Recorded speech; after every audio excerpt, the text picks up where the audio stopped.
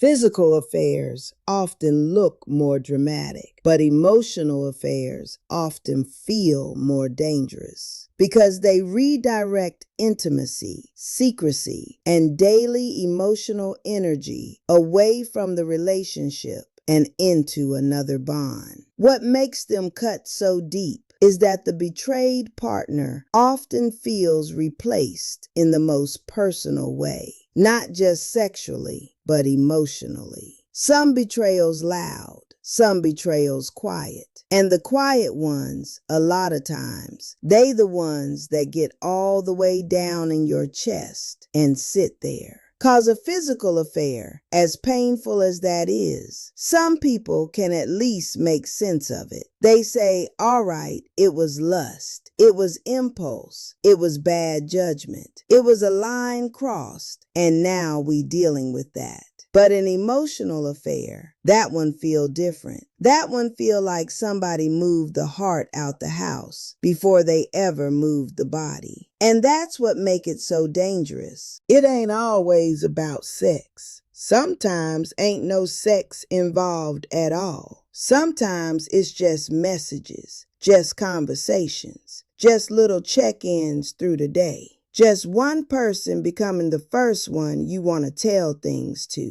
The first one you run to when something happened. The first one whose opinion start mattering more than the person you sleep beside. And people try to act like that don't count because nothing physical happened. But oh, it count.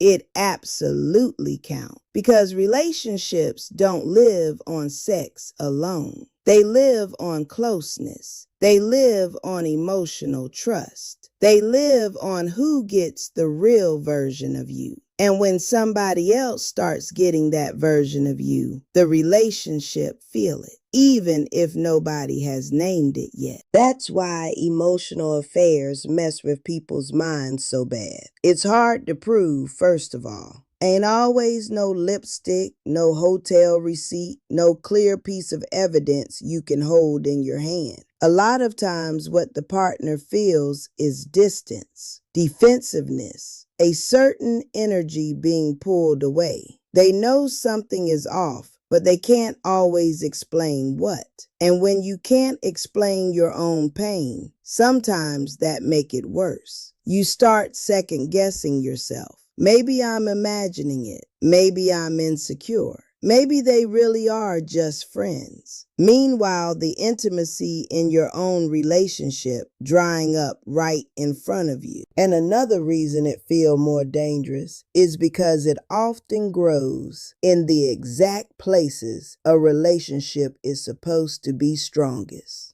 Conversation, vulnerability, being understood, feeling special, feeling chosen.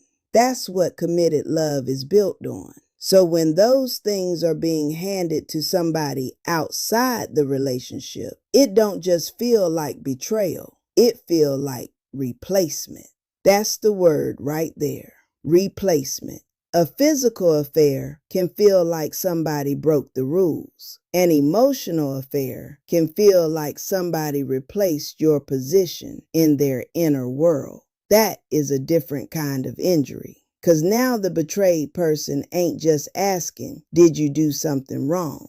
They asking, who are you becoming with them that you no longer are with me? And that question can haunt somebody. Because maybe they see the texting. Maybe they notice your face light up for somebody else. Maybe they realize you got patience for this outside person that you ain't had at home in years. Maybe you sharing your frustrations, your dreams, your jokes, your disappointments with somebody else while your partner getting whatever version of you is left at the end of the day. That'll break something in a person, quietly but deeply. And here's another thing people don't like to admit. Emotional affairs can feel more dangerous because they often look innocent in the beginning. They sneak in dressed like friendship, support, harmless connection, somebody to talk to, somebody who just gets you. And by the time the line gets crossed, folks already attached, already invested,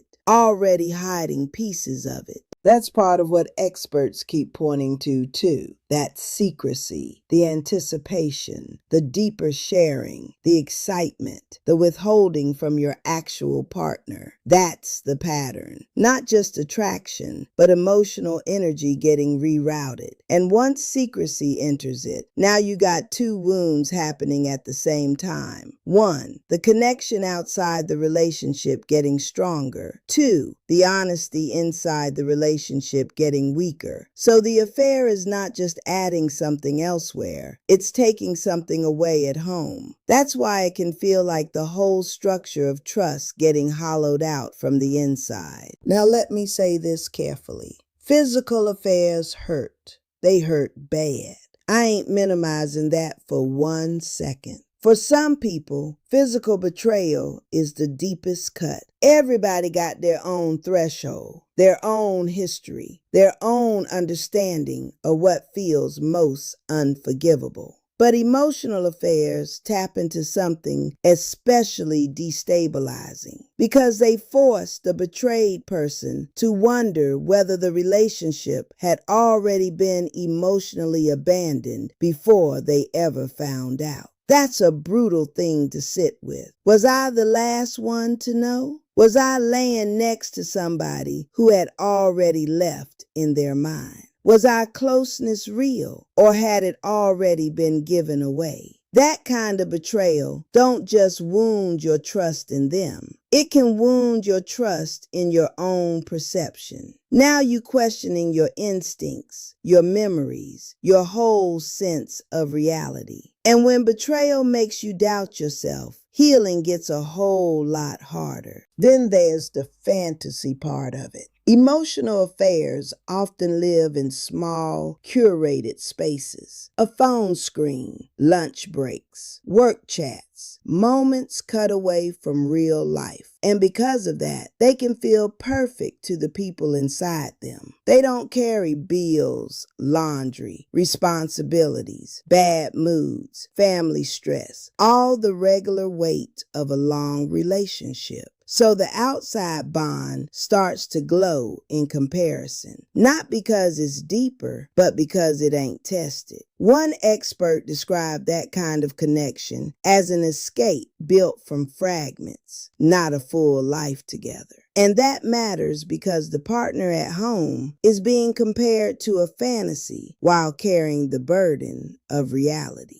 Ain't no fair competition in that. So why do emotional affairs feel more dangerous than physical ones? Because they go after the center of the bond. They take the very things that make love feel safe, the honesty, the tenderness, the emotional exclusivity, the sense that I am your person, and they put all that at risk. It's not just about what happened. It's about where the heart been going when nobody was looking. And most people can survive hard truth better than they can survive hidden drift. 'Cause hidden drift make you feel foolish. It make you feel invisible. It make you feel like the relationship was being rewritten behind your back in a language you didn't even know you were supposed to be reading. That's why it feels so dangerous. Not because the body matters less, because the heart was supposed to be home.